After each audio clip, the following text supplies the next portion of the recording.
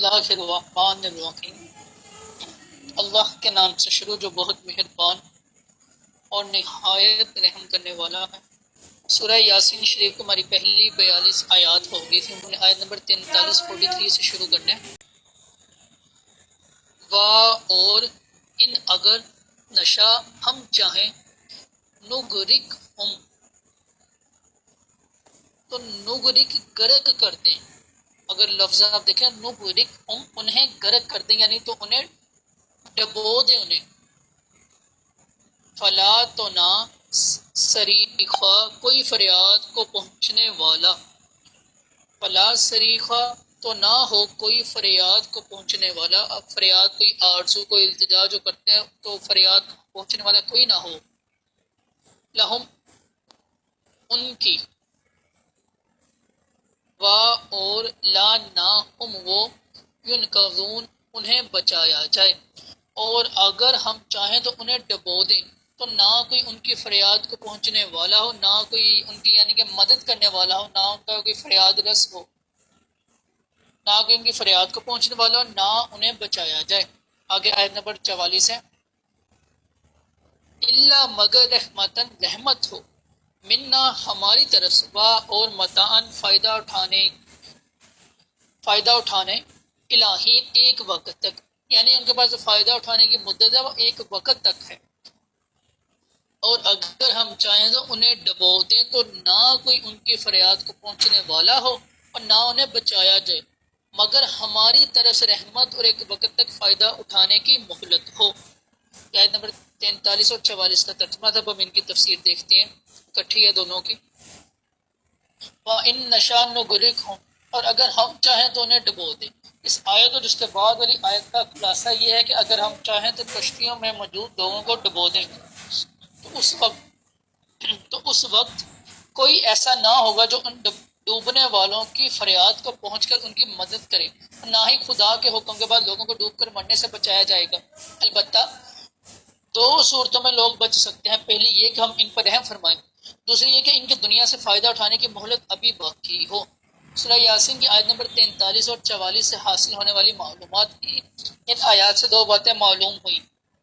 सबसे पहली बात, अपनी हिफाजत के मादी असबाब और ज़राए पर गौर नहीं करना चाहिए बल्कि असबाब इख्तियार करके अल्लाह ताला की रहमत और उसके करम पर भरोसा करना चाहिए।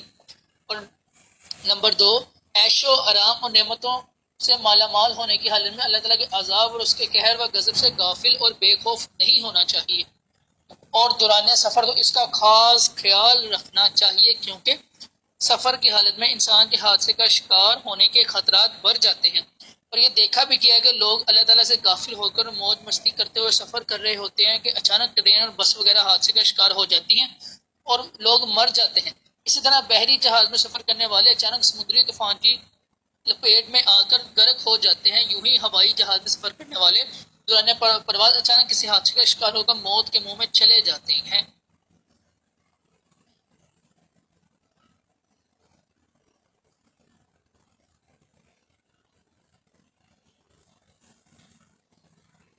ये थे आयत नंबर 43 और 44 की तफसीर। आगे आयत नंबर 45 देखते हैं।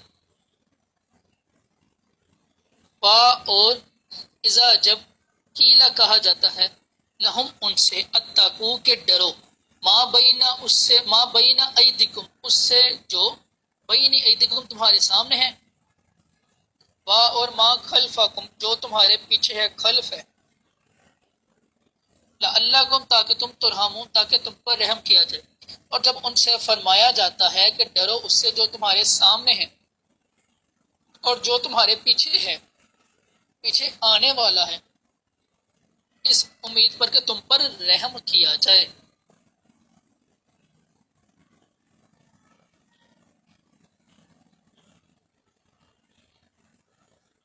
आगे आयत नंबर 46 है। वाह और मा तअतीहिम नहीं आती उनके पास मिन आयतिन कोई निशानी मिन आयती रब्बिहिम उनके रब की निशानियों में से इल्ला मगर कानू वो होते हैं अनहा उस निशानी से मुरीदीन मुंह फेरने वाले, एराज करने वाले। اور جب ان سے فرمایا جاتا ہے کہ ڈرو اس سے جو تمہارے سامنے ہے اور جو تمہارے پیچھے ہے آنے والا ہے، اس امید پر کہ تم پر رحم کیا جائے، اور جب کبھی ان کے رب کی نشانیوں میں سے کوئی نشانی ان کے پاس آتی ہے تو وہ اس سے منہ پھیر لیتے ہیں۔ آیت نمبر 45 اور 46 کی تفسیر دیکھتے ہیں۔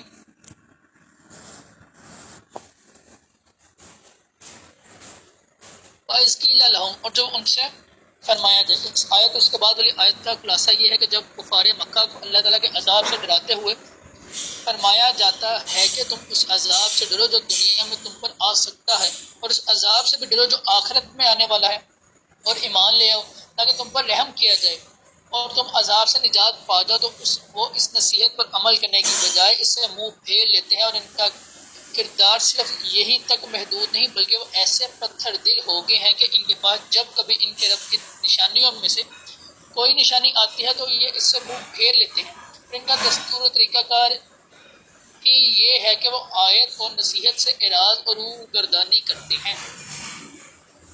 نصیحت سے منہ پھیرنا کفار کا کام ہے۔ اس آیت سے معلوم ہوا کہ جب اللہ تعالیٰ اور اس کے پیارے حبیب صلی اللہ علیہ وسلم کی اطاعت کرنے کا کہا جائے اور ان کی نافرمانی کرنے پر ہونے والے عذاب سے ڈرا کر نصیحت کی جائے تو اس سے منہ پھیر لینا کفار کا طریقہ ہے اور ان کا دستور ہے۔ افسوس کی زمانہ مسلمانوں میں بھی اس سے ملتی جلتی صورتحال نظر آ رہی ہے۔ جب انہیں اللہ تعالیٰ اور اس کے رسول صلی اللہ علیہ وسلم کی اطاعت و فرما برداری کرنے اور بدعملی کا گناہوں سے بچنے کا کہا جاتا ہے اور ایسا نہ کرنے پر اللہ کے عذاب سے ڈرایا جاتا ہے، تو ان کے طرز عمل سے صاف نظر آتا ہے کہ یہ نصیحت سے منہ پھیر رہے ہیں اور انہیں جو نصیحت کی گئی ہے اس کی انہیں کوئی پرواہ نہیں۔ اللہ تعالیٰ انہیں ہدایت اور عقل سلیم عطا فرمائے، نصیحت کرنے والوں کی نصیحت قبول کرنے اور اس پر عمل کرنے کی توفیق عطا فرمائے۔ آگے آیت نمبر 47 دیکھتے ہیں۔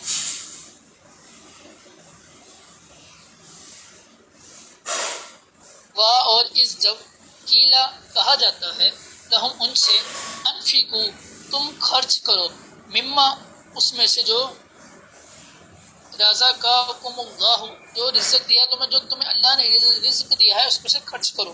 قالا تو کہتے ہیں الذین وہ لوگ جنہوں نے کفروا کفر کیا، للذین ان لوگوں سے جو آمنوا ایمان لائے، انطعم کیا ہم کھلائیں، من جسے لو اگر یشاء چاہتا اللہ اللہ اطعمہ تو کھلا دیتا اسے، اگر ہم اسے کھلائیں، اگر اللہ دیتا تو اللہ اسے کھلا دیتا۔ ان نہیں انتم تم الا مگر فی دلال مبین کھلی گمراہی میں۔ اور جب ان سے فرمایا جائے کہ اللہ کے دیے میں سے کچھ اس کی راہ میں خرچ کرو تو کافر مسلمانوں کو کہتے ہیں کیا ہم اسے کھلائیں جسے اللہ چاہتا تو کھلا دیتا، تم تو کھلی گمراہی میں ہو۔ اس آیت کی 47 کی تفسیر دیکھتے ہیں۔ وَإِذْ قِيلَ لَهُمْ، اور جب ان سے فرمایا جائے۔ شان نزول آیت کفار قریش کے بارے میں نازل ہوئی جن سے مسلمانوں نے انسانی ہمدردی کی بنا پر کہا تھا کہ تم اپنے مالوں کا وہ حصہ مسکینوں پر خرچ کرو جو تم نے اپنے گمان کے مطابق اللہ تعالیٰ کے لیے نکالا ہے۔ اس پر انہوں نے کہا کیا ہم ان کو کھلائیں جن اللہ تعالیٰ کھلانا چاہتا تو کھلا دیتا۔ ان کا اس بات سے مطلب یہ تھا کہ اللہ تعالیٰ کو یہ منظور ہے کہ مسکین لوگ محتاج رہیں، اس لیے انہیں کھانے کو دینا اللہ تعالیٰ کی مشیت کے خلاف ہوگی۔ یہ بات انہوں نے بخل اور کنجوسی کی وجہ سے مذاق اڑانے کے طور پر کہی تھی، اور یہ بات انتہائی باطل تھی کیونکہ دنیا امتحان کی جگہ ہے۔ فقیری اور امیری دونوں آزمائشیں ہیں۔ فقیر کی آزمائش صبر سے اور مالدار کی آزمائش اللہ تعالیٰ کی راہ میں خرچ کرنے سے ہوتی ہے۔ اللہ تعالیٰ کی اپنی مخلوق میں حکمت اور مشیت ہے۔ جب عبداللہ بن عباس رضی اللہ عنہما سے مروی ہے کہ مکہ مکرمہ میں زندیق لوگ تھے، جب ان سے کہا جاتا ہے کہ مسکینوں کو صدقہ دو تو اس کے جواب میں کہتے تھے ہرگز نہیں، یہ کیسے ہو سکتا ہے کہ جس کو اللہ تعالیٰ محتاج کر دے اسے ہم کھلائیں۔ لوگوں کی مالداری اور محتاجی میں ان کی آزمائش ہے۔ یاد رہے کہ مالی اعتبار سے تمام لوگوں کو ایک جیسا نہیں بنایا گیا بلکہ بعض کو امیر اور بعض کو غریب بنایا گیا۔ اس امیری و غریبی کی ایک حکمت یہ ہے کہ لوگوں کو آزمایا جائے، جیسا کہ ایک مقام پر رب تعالیٰ نے ارشاد فرمایا ترجمہ کنز ایمان، اور وہی ہے جس نے زمین میں تمہیں نائب بنایا اور تم میں ایک کو دوسرے پر کئی درجے بلندی عطا فرمائی تاکہ وہ تمہیں اس چیز میں آزمائے، تو اس نے تمہیں عطا فرمائی۔ بے شک تمہارے رب بہت جلد عذاب دینے والا اور بے شک وہ ضرور بخشنے والا مہربان ہے۔ رسول کریم صلی اللہ علیہ وسلم نے شازمایا اگر اللہ تعالیٰ چاہتا تو ضرور تم سب کو مالدار بنا دیتا اور تم میں سے کوئی محتاج نہ ہو. اگر اللہ تعالیٰ چاہتا تو ضرور تم سب کو محتاج بنا دیتا، تم میں سے کوئی مالدار نہ ہوتا، لیکن اللہ تعالیٰ نے تم میں سے بعض کو بعض کے ذریعے امتحان میں مبتلا کیا ہے. امیر کی آزمائش یوں بھی ہوتی ہے کہ اللہ تعالیٰ کا دیا ہوا مال اس کی راہ میں خرچ کرتا ہے یا نہیں، اور غریب کی آزمائش یوں بھی ہوتی ہے کہ وہ اپنی غربت اور محتاجی پر صبر کا مظاہرہ کرتا ہے یا نہیں. لہٰذا جس مسلمان کو اللہ تعالیٰ نے مال عطا کیا اسے چاہیے کہ اللہ تعالیٰ کا دیا ہوا مال اس کی راہ میں اور اس کی اطاعت میں خرچ کرے تاکہ اس سے امتحان میں کامیاب ہو. یوں ہی جسے اللہ تعالیٰ نے محتاج بنایا تو اسے چاہیے کہ وہ صبر و تحمل کا دامن مضبوطی سے تھامے اور اللہ تعالیٰ کی رضا پر راضی رہ کر امتحان میں سرخرو ہونے کی کوشش کرے. اللہ تعالیٰ ہمیں راہ خدا میں خرچ کرنے کی سعادت عطا فرمائے اور محتاجی سے محفوظ فرمائے، اور محتاجی میں مبتلا ہو جانے کی صورت میں صبر و شکر کرنے اور اپنی رضا پر راضی ہونے کی توفیق عطا فرمائے. آگے دیکھتے ہیں آیت نمبر 48. وَيَقُولُونَ اور یقولون وہ کہتے ہیں متا کب حاض الوعدی یہ وعدہ، متا کب پورا ہوگا حاض الوعدو یہ وعدہ، ان اگر تم صادقین تم سچے ہو. اور کہتے ہیں یہ وعدہ کب آئے گا اگر تم سچے ہو. آیت نمبر 49 ہے. مَا يَنْظُرُونَ وہ انتظار نہیں کر رہے الا مگر صیحۃ واحدۃ ایک چیخ کا، تاخذوہم وہ پکڑ لے گی انہیں، تاخذو پکڑ لے گی ہم انہیں، با اور ہم وہ یخصمون جگر رہے ہوں گے، اور وہ صرف ایک چیخ کا انتظار کر رہے ہیں جو انہیں اسی حالت میں پکڑ لے گی جب وہ دنیا کے جگرے میں پھنسے ہوئے ہوں گے.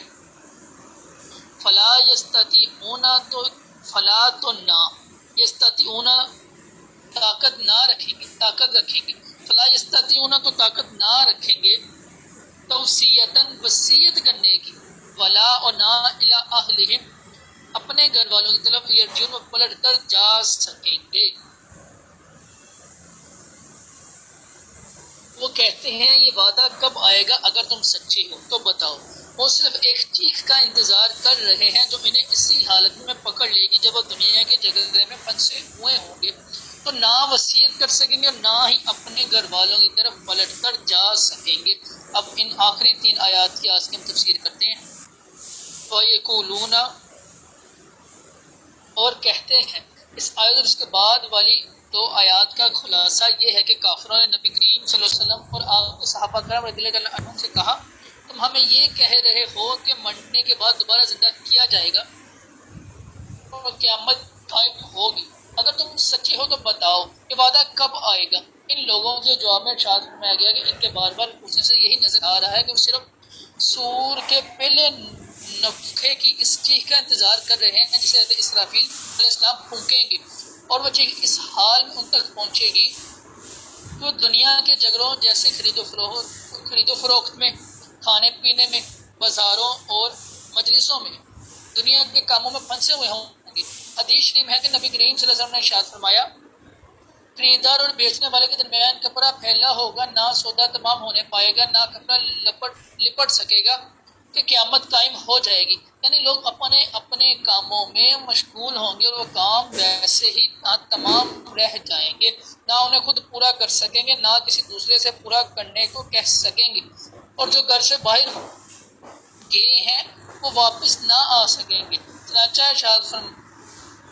ارشاد ہوتا ہے کہ اس وقت جو لوگ اپنے گھر والوں کے درمیان ہوں گے وہ وصیت نہ کر سکیں گے، اور جو لوگ گھروں سے باہر ہوں گے اپنے گھر پلٹ کر نہ جا سکیں گے، بلکہ چیخ سنیں گے وہی مر جائیں گے، اور قیامت انہیں کچھ کرنے کی فرصت اور مہلت نہ دے گی.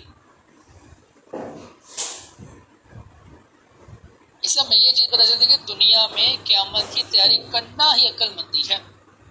یہاں کفار مکہ کو قیامت قائم ہونے کا وقت نہیں بتایا گیا، کیونکہ یہ اللہ تعالیٰ کی حکمت کے خلاف ہے کہ وہ انہیں جو جواب دیا گیا اس میں ان لوگوں کو یقینی طور پر آنے والی چیز پر تنبیہ فرمائی گئی.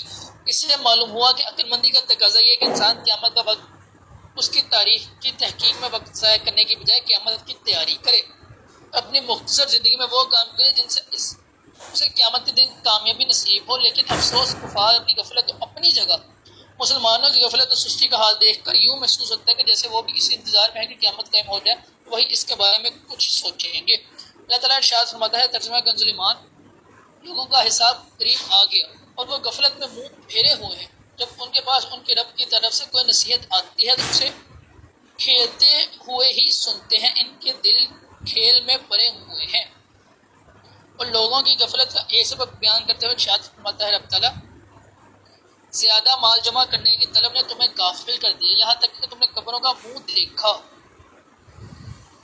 ہاں اب جلد جان جاؤ گے، پھر یقیناً تم جان جاؤ گے، یقیناً اگر تم علم کے ساتھ جانتے ہو تو مال سے محبت نہ رکھتے۔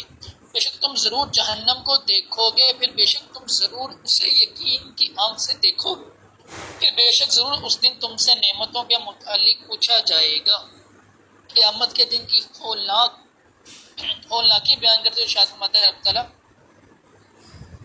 اے لوگو اپنے رب سے ڈرو، بے شک قیامت کا زلزلہ بہت بڑی چیز ہے۔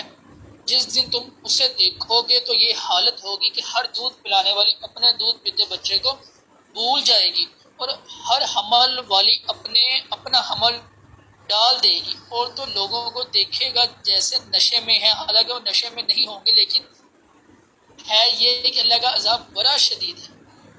ایک اور جگہ ارشاد میں، لوگوں اپنے رب سے ڈرو اور اس دن کا خوف کرو جس میں کوئی باپ اپنی اولاد کے کام نہ آئے گا، نہ کوئی بچہ اپنے باپ کو کچھ نفع دینے والا ہوگا۔